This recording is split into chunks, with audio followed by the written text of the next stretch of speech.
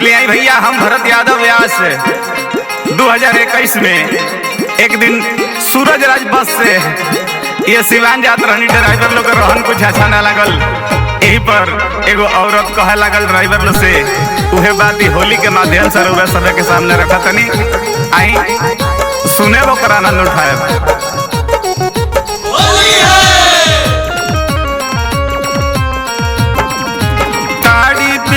गाड़ी है चलावता रे, मोबिलुगा में लगावता।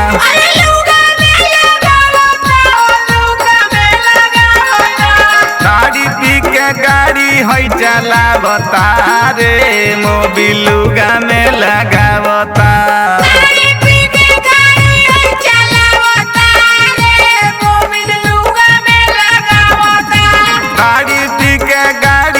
चलावता रे, मोबिलुगा में लगावता।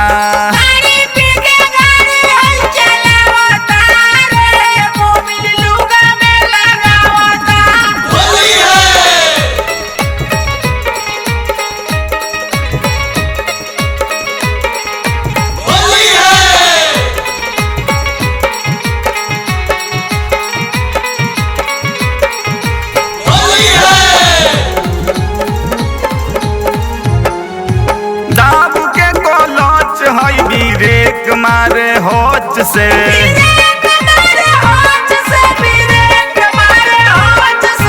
दाब के कोलोच है ब्रेक मारे होच से।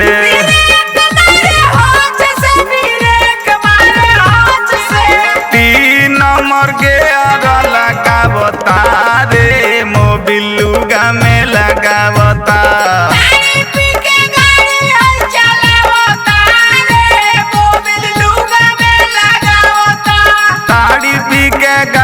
है चलावता रे, मोबिलुगा में लगावता।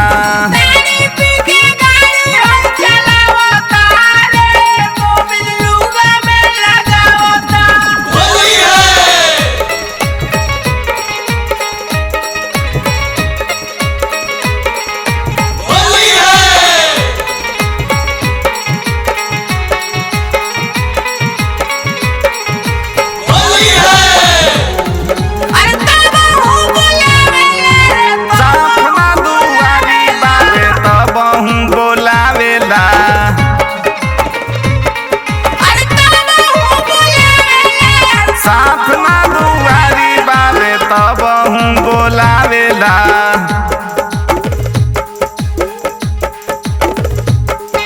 भरत के लगावा बैठावता रे, मोबिलुगा में लगावता।